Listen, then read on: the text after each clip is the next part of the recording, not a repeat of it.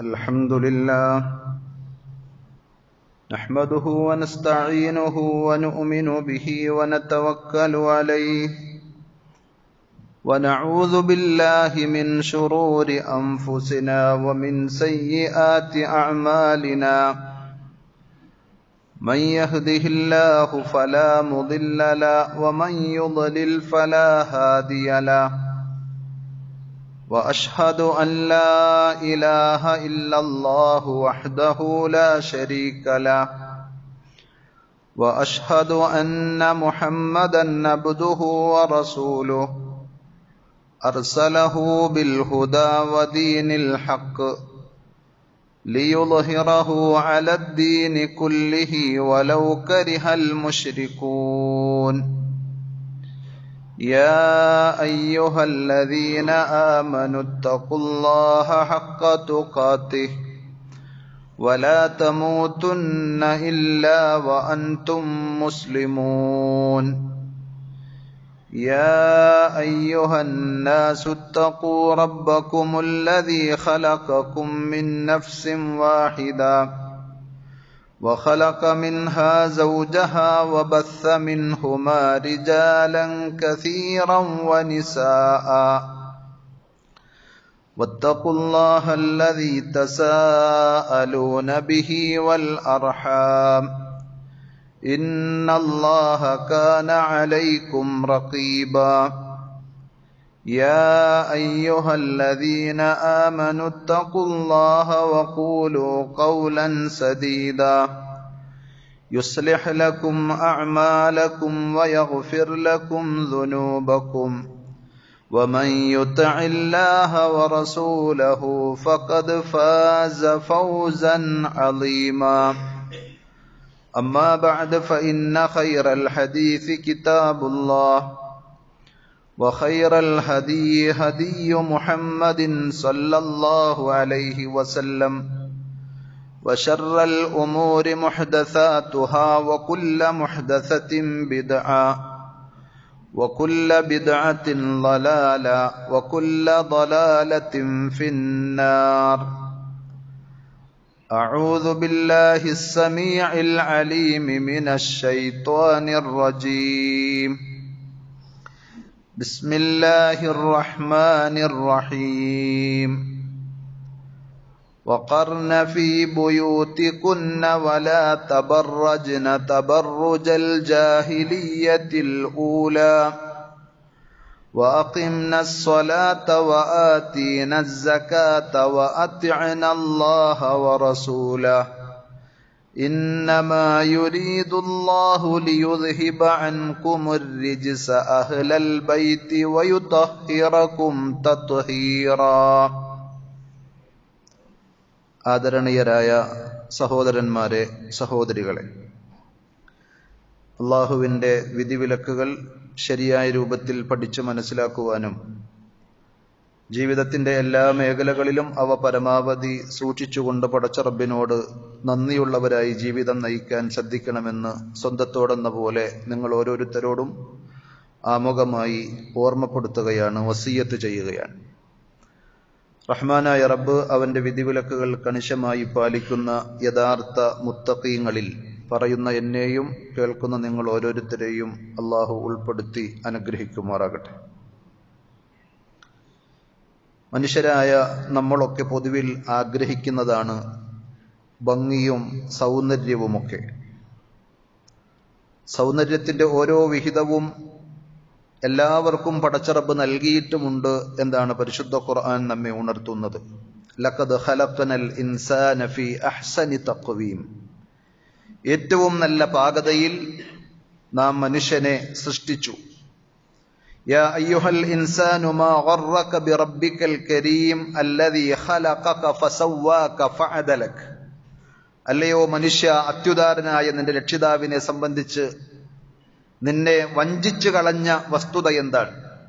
അവനാണ് നിന്നെ സൃഷ്ടിച്ച് പാകപ്പെടുത്തിയവൻ. ഫീ അയ്യി സൂറത്തിൻ മാ ശാഅ റക്കബക, അല്ലാഹു ഉദ്ദേശിച്ച രൂപത്തിൽ നിങ്ങളെ അവൻ രൂപപ്പെടുത്തി എന്നും ഖുർആൻ അവിടെ പറയുന്നുണ്ട്. എന്നാൽ ചിലതിൽ ഏറ്റവ്യത്യാസമുണ്ടാവുക എന്നത് സ്വാഭാവികമാണ്.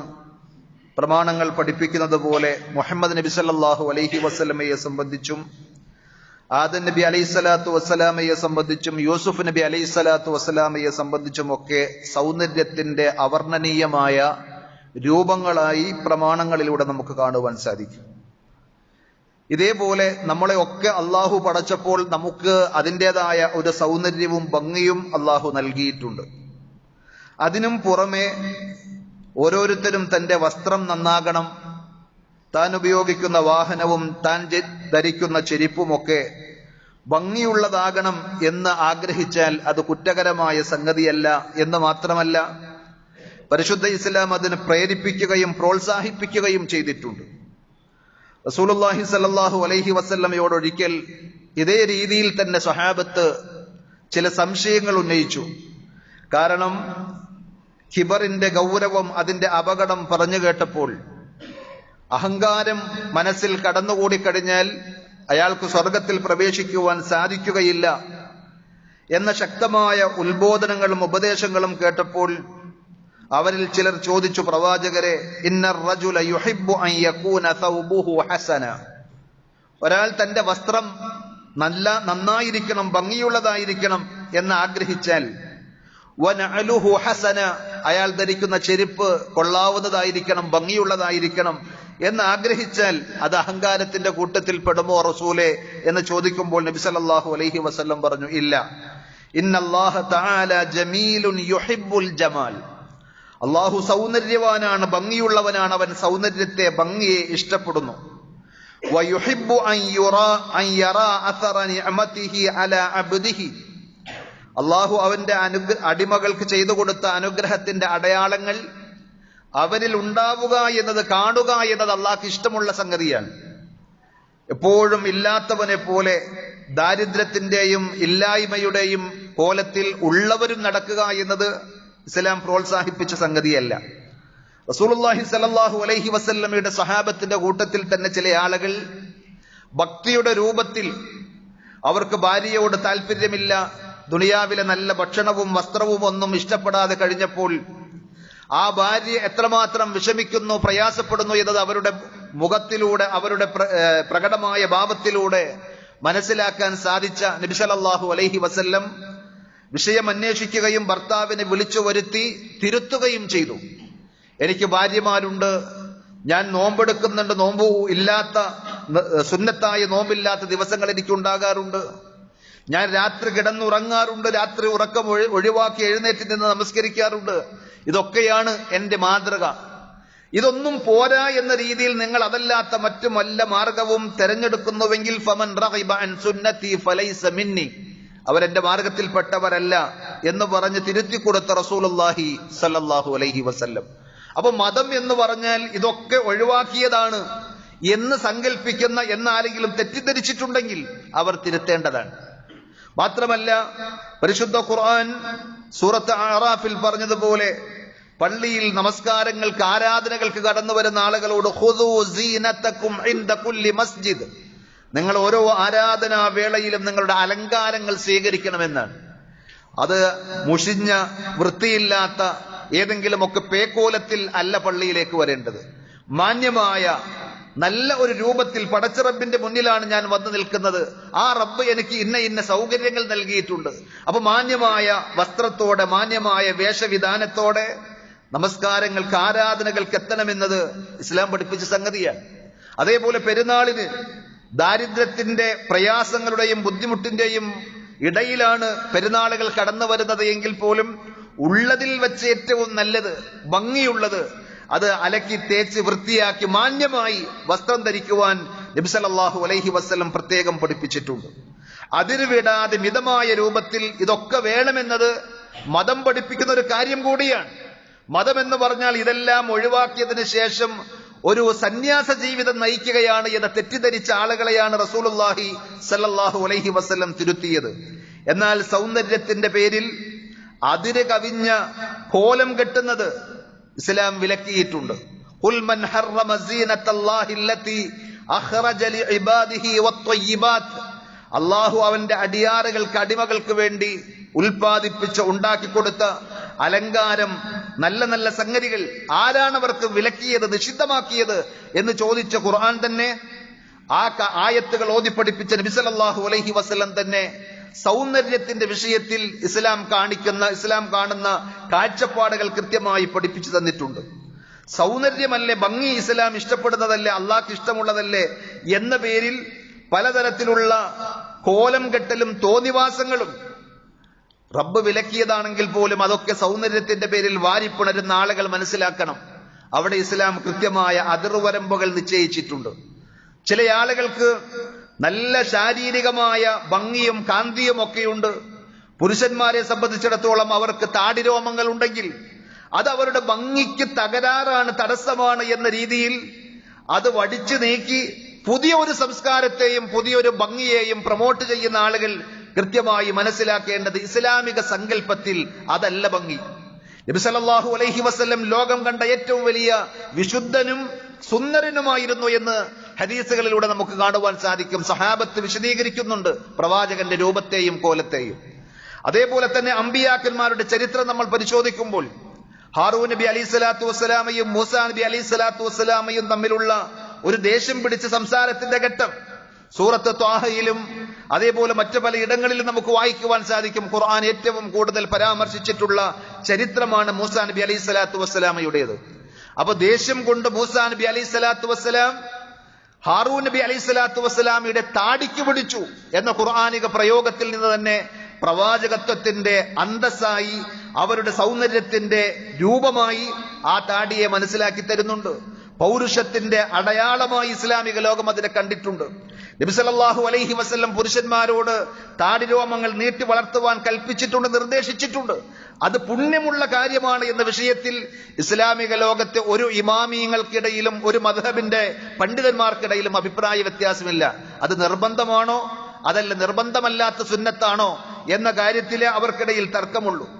24 മണിക്കൂറും പുണ്യം ഉദ്ദേശിച്ചുകൊണ്ട് താടി വളർത്തുന്ന ആളുകൾക്ക് പുണ്യം നേടിയെടുക്കുവാൻ സാധിക്കും. അവരുറങ്ങുമ്പോഴും ആ സുന്നത്ത് അവരുടെ കൂടെയുണ്ട്.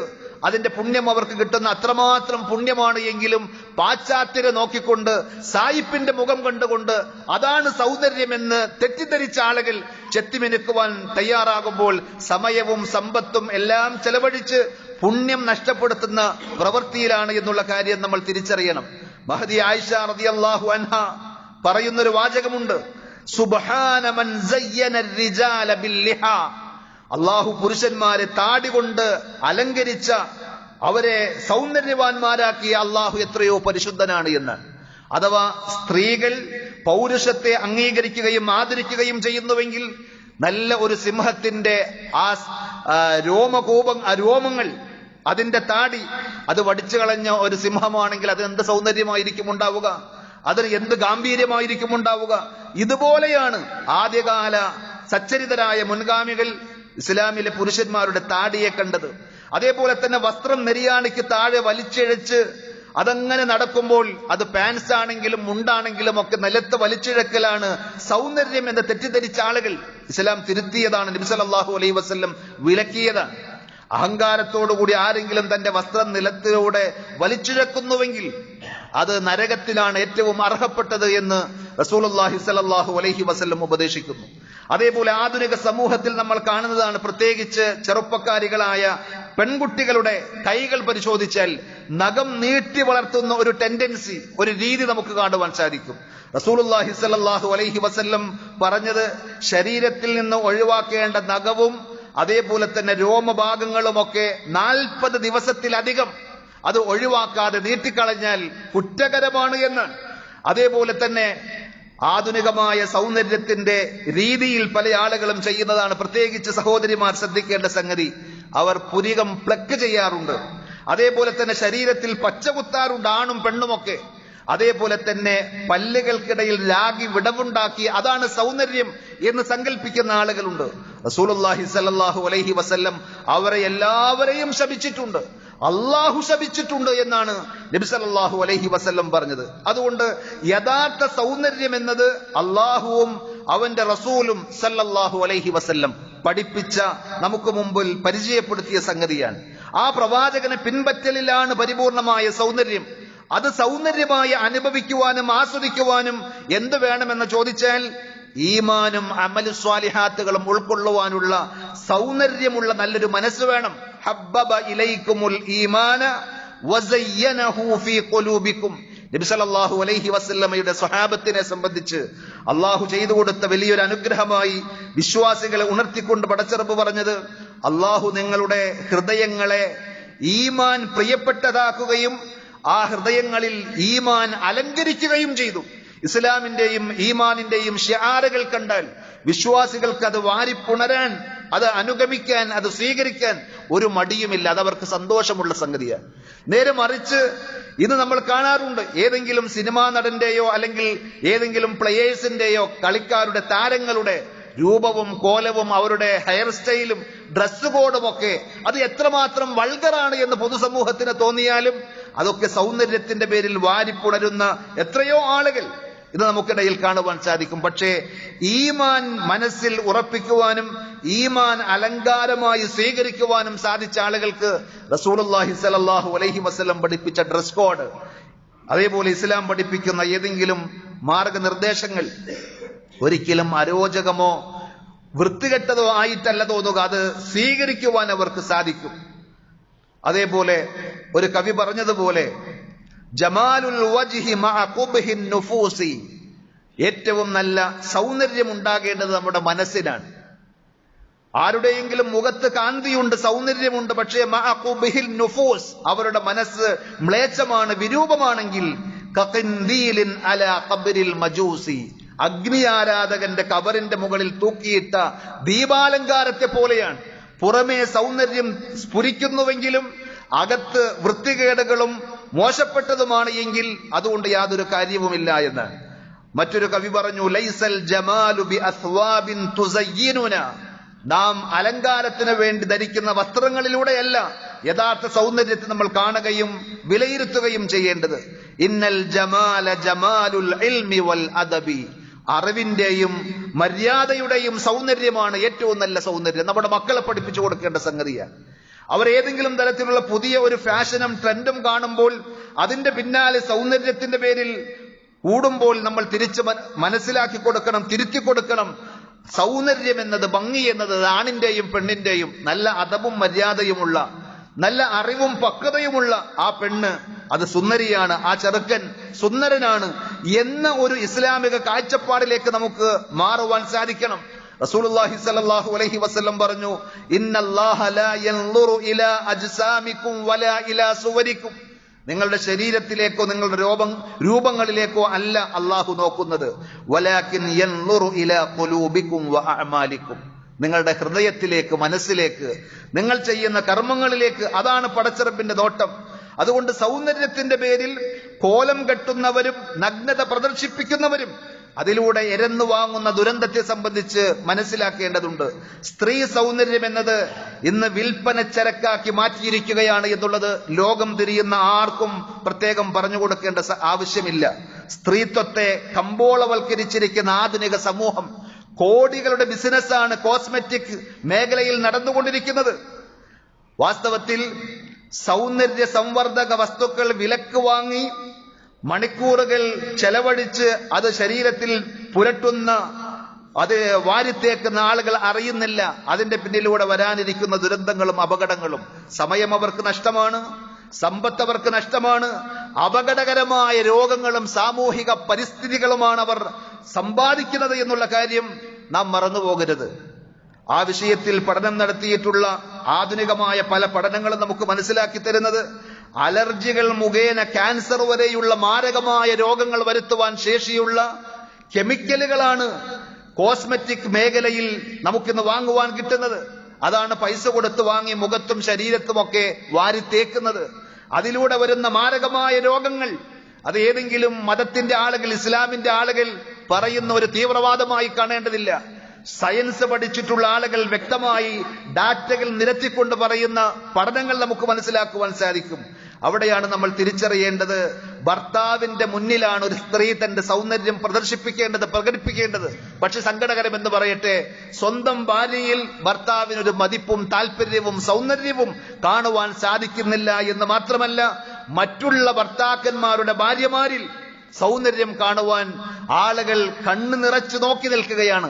എന്തുകൊണ്ട് എന്ന് ചോദിച്ചാൽ, സ്വന്തം ഭാര്യ ഭർത്താവിന്റെ മുന്നിൽ അണിഞ്ഞൊരുങ്ങാറില്ല.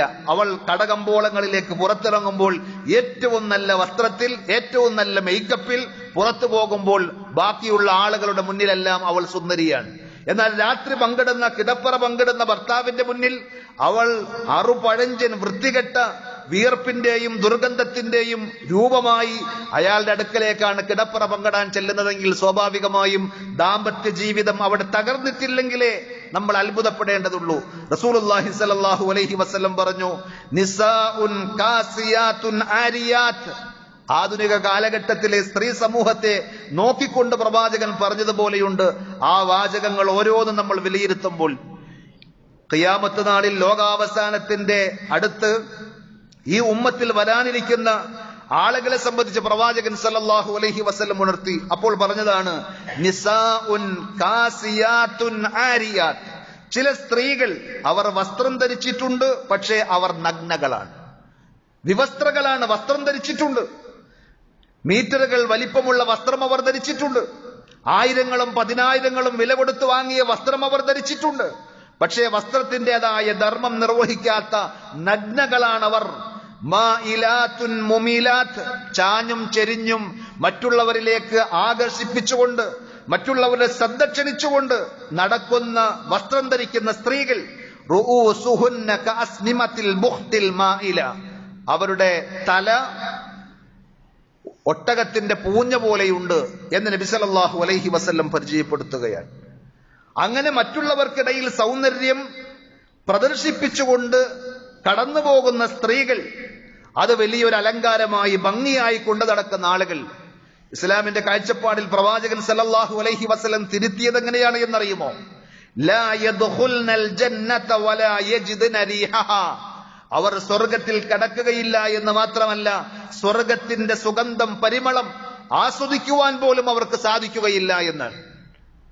അപ്പോ അള്ളാഹു നൽകിയ അനുഗ്രഹങ്ങൾ കൊണ്ട്, സമ്പത്ത് കൊണ്ട് ഒക്കെ ഇതൊക്കെ അലങ്കാരമായി ദുനിയാവിന്റെ ഒരു അനുവദനീയമായ സംഗതിയായി കണ്ടുകൊണ്ട് സൗന്ദര്യത്തിന്റെ പ്രദർശനത്തെ ആരെങ്കിലും മതവുമായി കൂട്ടിക്കെട്ടി ഇതൊക്കെ ആകാമെന്ന രീതിയിൽ മനസ്സിലാക്കുന്നുവെങ്കിൽ, നബി സല്ലല്ലാഹു അലൈഹി വസല്ലം പറഞ്ഞത്, നമസ്കരിക്കുന്ന ആളുകളാണെങ്കിലും ദീനീ ചിട്ടയിൽ വളരുന്ന ആളുകളാണെങ്കിലും അവരുടെ വസ്ത്രം മാന്യമാകണമെന്ന് തന്നെയാണ്. ഇല്ലെങ്കിൽ സ്വർഗപ്രവേശനം പോയിട്ട് സ്വർഗത്തിന്റെ സുഗന്ധം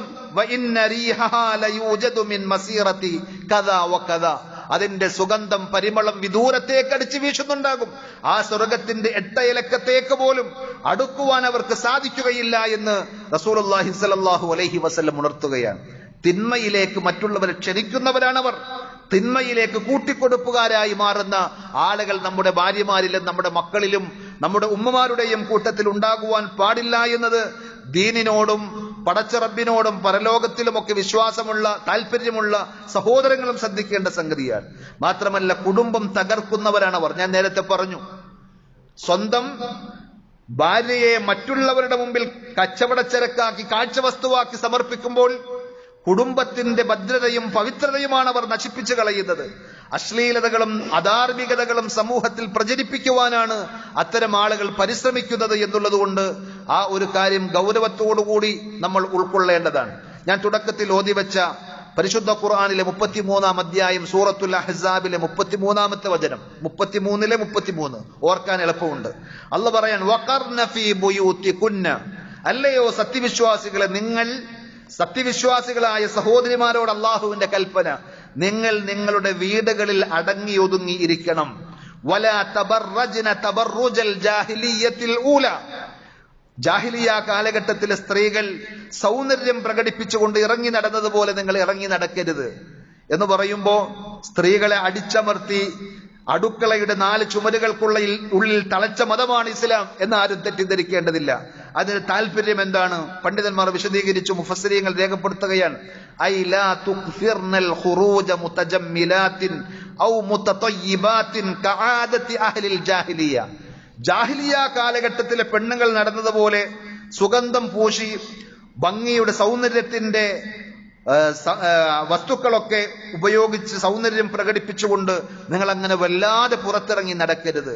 അല്ലദീന ലാ ഇൽമ ഇൻദഹും വലാ ദീൻ, അവർക്ക് ദീനുമില്ല അതേപോലെ തന്നെ അറിവുമില്ല.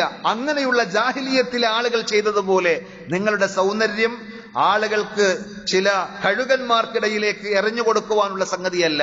അത് നിങ്ങൾ തുറന്നു കാട്ടി പരസ്യപ്പെടുത്തി അങ്ങനെ നടക്കുമ്പോൾ നിങ്ങൾക്ക് തന്നെയും അപകടങ്ങൾ വരാനുണ്ട്. നിങ്ങളുടെ സമൂഹത്തിൽ അരാജകത്വം വർദ്ധിക്കുവാൻ സാധ്യതയുണ്ട്. ഷർറിന്റെയും ആ ഷർറിന്റെ തിന്മകളുടെ അപകടങ്ങളുടെ കാരണങ്ങളെയും തടയുവാനും തടുക്കുവാനും വേണ്ടിയിട്ടാണ് ഇസ്ലാം ആ കാര്യങ്ങൾ പറഞ്ഞത് എന്ന് കൃത്യമായി മുഫസ്സിരീങ്ങൾ ഷെയ്ഖ് സഅദി റഹ്മത്തുള്ളാഹി അലൈഹിയെ പോലെയുള്ള പണ്ഡിതന്മാർ രേഖപ്പെടുത്തുന്നുണ്ട്. ഞാൻ നേരത്തെ സൂചിപ്പിച്ചു, കോസ്മെറ്റിക് വസ്തുക്കളുടെ ഉപയോഗങ്ങളിലൂടെ അവർക്ക് ശാരീരികമായി വരുന്ന അപകടങ്ങൾ, രോഗങ്ങൾ, അവരുടെ സമ്പത്ത് നഷ്ടപ്പെടുന്ന സമയം അവർ തുലച്ചു കളയുന്നു. അതേപോലെ വസ്ത്രം ധരിക്കുമ്പോൾ ഇസ്ലാം പറഞ്ഞ ആ വസ്ത്രത്തിന്റെ രീതി, സ്ത്രീകളാണെങ്കിൽ പ്രത്യേകിച്ചും അവരുടെ വസ്ത്രം അയഞ്ഞതായിരിക്കണം, ലൂസ് ഉള്ളതായിരിക്കണം. അഥവാ ടൈറ്റ് ഫിറ്റായ വസ്ത്രം ധരിക്കുവാൻ പാടില്ല. പള്ളിയിലേക്ക് വരുന്ന സഹോദരിമാർ വരെയും ആ വിഷയത്തിൽ ശ്രദ്ധിക്കുന്നില്ല എന്നത് മതപരമായ അജ്ഞത കൊണ്ടാണ് എന്ന് നമ്മൾ ധരിക്കുകയാണ്. അതേപോലെ തന്നെ അവർ ധരിക്കുന്ന വസ്ത്രം നിഴലടിക്കുന്നതായിരിക്കരുത്, ട്രാൻസ്പെറന്റ് ആവുവാൻ പാടില്ല. ഉള്ളിലുള്ള മറക്കണമെന്ന് ഇസ്ലാം പറഞ്ഞ ഭാഗങ്ങൾ തെളിഞ്ഞ കാണുന്ന രീതിയിൽ ഒരു ചില്ലുഭരണിയിൽ വെച്ചിട്ടുള്ള മിഠായി പോലെ, മധുര പലഹാരങ്ങൾ പോലെ ഏറ്റവും ഭംഗിയായി പുറത്തേക്ക് കാണിക്കുന്ന രീതിയാണെങ്കിൽ പിന്നെ എന്തിനാ വസ്ത്രം ധരിക്കുന്നത്?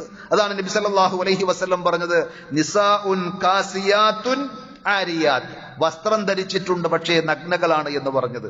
അവർക്ക് സ്വർഗമില്ല, സ്വർഗത്തിന്റെ സുഗന്ധം അനുഭവിക്കുവാൻ സാധിക്കുകയില്ല എന്ന് നബി സല്ലല്ലാഹു അലൈഹി വസല്ലം ഉണർത്തിയതാണ്. അതുകൊണ്ട് ശരീരത്തിന്റെ എല്ലാ ഭാഗങ്ങളും പൂർണ്ണമായി മറയണം.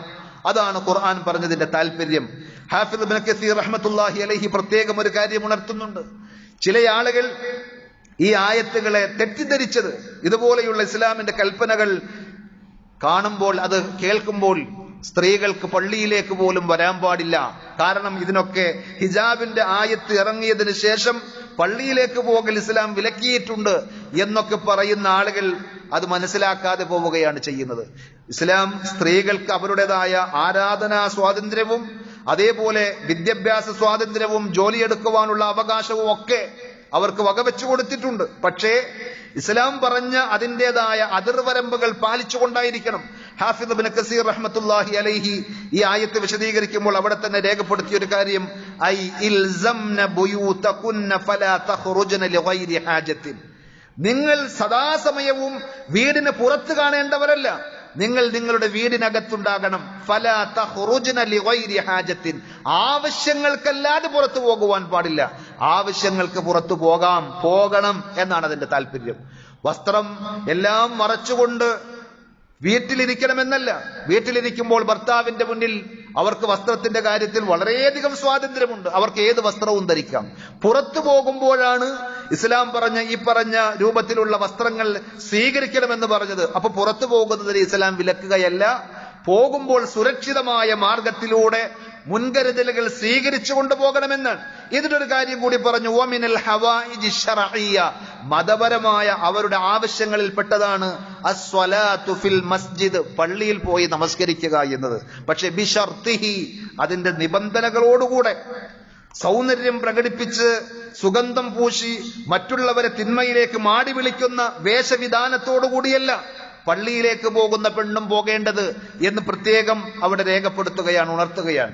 അതേപോലെ തന്നെ മുഖാത്തിൽ ബിൻ ഹയ്യാൻ റഹ്മത്തുള്ളാഹി അലൈഹിയുടെ ഒരു വാചകം അദ്ദേഹം ഉദ്ധരിക്കുന്നു, ഹാഫിദ് ഇബ്നു കസീർ റഹ്മത്തുള്ളാഹി അലൈഹി, അന്നഹാ തുൽഖിൽ ഖിമാറ അലാ റഅസിഹാ, ജാഹിലിയ കാലഘട്ടത്തിലെ പെണ്ണുങ്ങൾ അവരുടെ ശിരോവസ്ത്രങ്ങൾ അവരങ്ങനെ തലയിലിടും.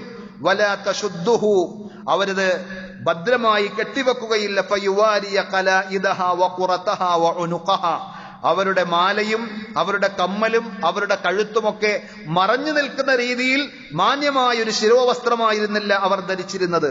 വയബ്ദു ദാലിക കുല്ലുഹു മിൻഹാ, മറിച്ച് അവർ വസ്ത്രം ധരിച്ചിട്ടുണ്ടെങ്കിലും അവരുടെ മാറും കഴുത്തും അതേപോലെ കമ്മലും മാലയും എല്ലാം മറ്റുള്ളവർക്ക് കാണുന്ന രീതിയിൽ ഒരു പ്രത്യേക രീതിയിലാണ് അവർ വസ്ത്രം ധരിച്ചത്. വദാലിക തബറുജ്, അതാണ് ഇസ്ലാം പറഞ്ഞ വിലക്കിയ സൗന്ദര്യ പ്രദർശനം എന്ന് പറഞ്ഞതിന് താല്പര്യം. സുമ്മ അമ്മത്തിൻ നിസാഅൽ മുഅ്മിനീന ഫി തബറുജ്, ജാഹിലിയ കാലഘട്ടത്തിലെ വൃത്തികേടിന്റെ ആ രൂപം പിന്നെ മുസ്ലിം വിശ്വാസികളായ സ്ത്രീകളിലേക്ക് തന്നെ വ്യാപകമായി തീർന്നു എന്നതാണ് അദ്ദേഹം ഉണർത്തിയ ഒരു കാര്യം. എത്രയോ നൂറ്റാണ്ടുകൾക്ക് മുമ്പാണ് ഹാഫിദ് ഇബ്നു കസീർ റഹ്മത്തുള്ളാഹി അലൈഹിയുടെ കാലം. അദ്ദേഹം അങ്ങനെ പറയുമ്പോൾ ഈ കാലഘട്ടത്തിൽ നമ്മൾ എങ്ങനെയായിരിക്കണം അതിനെ ഒന്നുകൂടി വിലയിരുത്തേണ്ടത് എന്നത് ഗൗരവത്തോടുകൂടി നമ്മൾ ആലോചിക്കേണ്ടതാണ്. അദ്ദേഹം പറഞ്ഞൊരു വാചകം കൂടി സാന്ദർഭികമായി ഓർമ്മിപ്പിക്കുകയാണ്. ആ ആയത്തിൽ പറഞ്ഞ ഓരോ കാര്യവും ഹാദിഹി ആദാബുൻ അമറല്ലാഹു ബിഹാ നിസാഅൻ നബി സല്ലല്ലാഹു അലൈഹി വസല്ലം. ഈ ആയത്തിൽ പറഞ്ഞ ഓരോ അദബുകളും മര്യാദകളും വിശ്വാസിനികളായ സഹോദരിമാരോട്, അവരുടെ മുൻപന്തിയിൽ നിൽക്കുന്ന പ്രവാചക പത്നിമാരോട് അള്ളാഹു കൊടുത്ത ഉപദേശവും നിർദ്ദേശങ്ങളുമാണ്. അത് പ്രവാചകന്റെ പത്നിമാർക്ക് മാത്രമാണ് എന്നാരും ധരിക്കേണ്ടതില്ല. മുസ്ലിം ഉമ്മത്തിലെ മറ്റ് സ്ത്രീകൾ അവരെ മാതൃകയായി അംഗീകരിക്കുന്നുണ്ടോ എങ്കിൽ അവരെ അനുഗമിക്കേണ്ട, അവരെ മാതൃകയാക്കേണ്ട ഒരു മേഖല കൂടിയാണിത് എന്ന് അദ്ദേഹം പ്രത്യേകം ഉണർത്തിയിട്ടുണ്ട്. അതുകൊണ്ട് സഹോദരങ്ങളെ, ഇസ്ലാം സൗന്ദര്യത്തിന് എതിരല്ല. ഇസ്ലാം അത് ഒരു പരിധിവരെയും അംഗീകരിക്കുന്നു. പക്ഷെ ഇസ്ലാമിന്റെ നിയമങ്ങളെയും നിർദ്ദേശങ്ങളെയും കാറ്റിൽ പറത്തിക്കൊണ്ട് എല്ലാം തുറന്നിട്ട് പ്രദർശിപ്പിച്ച് അതാണ് സൗന്ദര്യം എന്ന് ധരിച്ച ആളുകൾക്ക് ദുനിയാവിൽ ദുരന്തങ്ങൾ ഇരന്നു വാങ്ങേണ്ടുന്ന അവസ്ഥയുണ്ടാകുന്നുണ്ട്. നമ്മൾ പലപ്പോഴും വാർത്തകൾ വായിക്കാറുണ്ട്, കേൾക്കാറുണ്ട്. അത്തരം അപകടങ്ങളിലേക്ക് അവർ പോകുന്നത് ഖുർആൻ പറഞ്ഞതുപോലെ ഇസ്ലാമിക വസ്ത്രധാരണം സ്വീകരിക്കുകയാണെങ്കിൽ നിങ്ങളെ തിരിച്ചറിയാൻ, പാതിവൃത്യത്തിന്റെ നന്മയുടെ ആളുകളാണ്, സ്ത്രീകളാണ് എന്ന് തിരിച്ചറിയാനും നിങ്ങൾ മറ്റുള്ളവരാൽ ശല്യം ചെയ്യപ്പെടാതിരിക്കാൻ, ഉപദ്രവിക്കപ്പെടാതിരിക്കാൻ വേണ്ടി കൂടിയാണ്. സുരക്ഷയുടെ ഒരു മാർഗമാണ് ദുനിയാവിൽ. നാളെ പരലോകത്തോ അള്ളാഹുവിന്റെ അനുഗ്രഹത്തിന്റെ സ്വർഗത്തിലേക്ക് കടന്നു പോകുവാനുമുള്ള ഒരു വഴിയാണ് ആ വസ്ത്രധാരണം. അതൊരിക്കലും ഒരു പ്രയാസമായി, ബുദ്ധിമുട്ടായി സഹോദരിമാർക്ക് തോന്നേണ്ടതില്ല എന്നുകൂടി ഉണർത്തുകയാണ്. റഹ്മാനായ റബ്ബ് അവന്റെ നിയമങ്ങളും നിർദ്ദേശങ്ങളും പാലിച്ചുകൊണ്ട് യഥാർത്ഥ മുഅ്മിനീങ്ങളായി, മുത്തഖീങ്ങളായി ജീവിച്ച് ഈമാനോടുകൂടി മരിക്കാൻ നമുക്കെല്ലാവർക്കും തൗഫീഖ് നൽകി അനുഗ്രഹിക്കുമാറാകട്ടെ.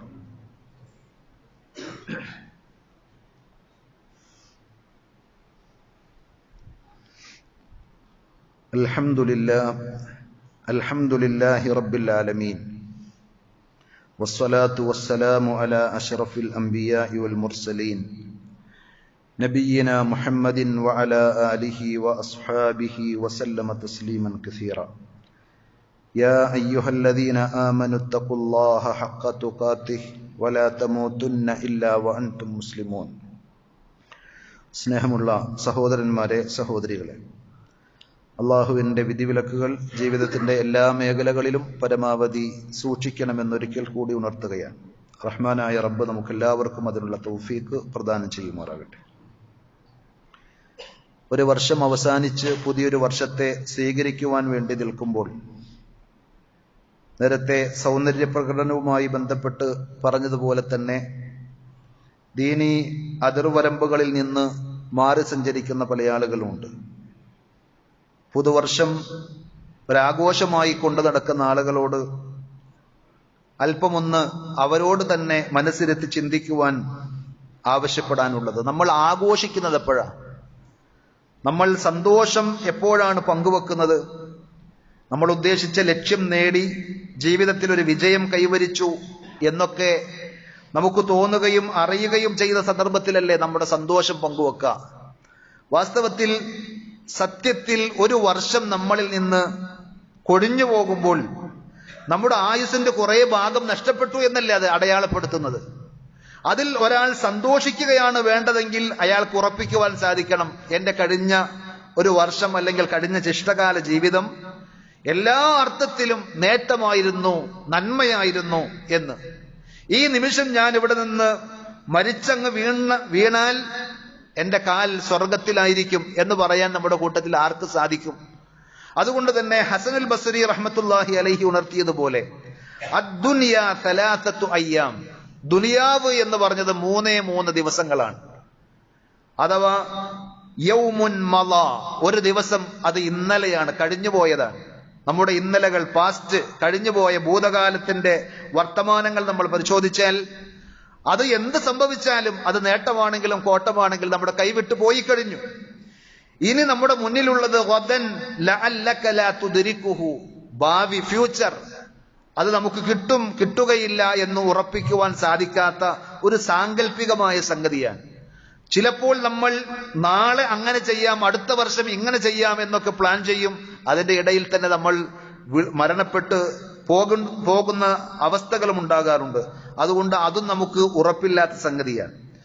മറ്റൊന്ന്, നമ്മളിപ്പോൾ ജീവിച്ചുകൊണ്ടിരിക്കുന്ന നമ്മുടെ വർത്തമാനകാലം, അതാണ് നമ്മുടെ കയ്യിലുള്ളത്. ഫൻളുർ മാ അൻത ആമിലുൻ ഫീ യൗമിക്, അതുകൊണ്ട് നിന്റെ ഇന്നത്തെ ദിവസത്തിൽ, നീ ഇപ്പോൾ ജീവിച്ചുകൊണ്ടിരിക്കുന്ന നിന്റെ പ്രസന്റിൽ നീ എങ്ങനെയാണ് കാര്യങ്ങൾ ചെയ്യുന്നത്? അബദ്ധങ്ങൾ വന്നുപോയിട്ടുണ്ടെങ്കിൽ ഖേദിച്ച് പടച്ചിറപ്പിലേക്ക് പശ്ചാത്തപിച്ച് മടങ്ങി തിരുത്തുവാനും നന്മകൾ അധികരിപ്പിക്കുവാനുമൊക്കെ പണിപ്പെട്ടുകൊണ്ട് ഇന്ന് എന്നതിനെ നീ ഉപയോഗപ്പെടുത്തിയാൽ നഷ്ടപ്പെട്ട ഇന്നലെയെയും കിട്ടുമോ എന്നുറപ്പില്ലാത്ത നാളെയെക്കുറിച്ചും നീ വ്യാകുലപ്പെടേണ്ടതില്ല. നിനക്ക് വിജയം നേടുവാൻ സാധിക്കുമെന്ന പ്രസക്തമായ അദ്ദേഹത്തിന്റെ നിരീക്ഷണം വിശ്വാസികൾ എന്നുള്ള നിലയിൽ നാം ആലോചിക്കേണ്ടതാണ്. റഹ്മാനായ റബ്ബ് നമ്മുടെ കഴിഞ്ഞുപോയ ജീവിതത്തിൽ വന്നുപോയിട്ടുള്ള എല്ലാ പാകപ്പിഴവുകളും തെറ്റുകുറ്റങ്ങളും പുറത്ത് മാപ്പാക്കി നാം ഓരോരുത്തരെയും അനുഗ്രഹിക്കുമാറാകട്ടെ. അള്ളാഹു ഇഷ്ടപ്പെടുന്ന ഒരു നല്ല ജീവിതം നയിച്ച് പടച്ചറബിനെ സന്തോഷത്തോടുകൂടി കണ്ടുമുട്ടുവാനുള്ള തൗഫീക്ക് നമുക്ക് ഓരോരുത്തർക്കും അള്ളാഹു നൽകി നമ്മെ ആദരിക്കുമാറാകട്ടെ. നമ്മുടെ കൂട്ടത്തിൽ രോഗങ്ങൾ കൊണ്ട് പ്രയാസപ്പെടുന്ന, ശാരീരികവും മാനസികവും സാമ്പത്തികവുമായി വിഷമതകൾ അനുഭവിക്കുന്ന എല്ലാ സഹോദരങ്ങളുടെയും പ്രയാസങ്ങളും ബുദ്ധിമുട്ടുകളും അള്ളാഹു നീക്കി കൊടുക്കുമാറാകട്ടെ. നമ്മിൽ നിന്ന് മരണപ്പെട്ടു പോയ നമ്മുടെ മാതാപിതാക്കൾക്ക്, ബന്ധുമിത്രാദികൾക്ക്, ആദർശ സഹോദരങ്ങൾക്ക് അള്ളാഹു മഗ്ഫിറത്തും മർഹമത്തും നൽകി അനുഗ്രഹിക്കുമാറാകട്ടെ. അതേപോലെ നമുക്കൊക്കെ പരിചയമുള്ള പ്രൊഫസർ ഹാരിസ് ബിൻ സലീം, അദ്ദേഹം ശാരീരികമായി ചില അവശതകളും പ്രയാസങ്ങളും കൊണ്ട് ഹോസ്പിറ്റലിലാണ്.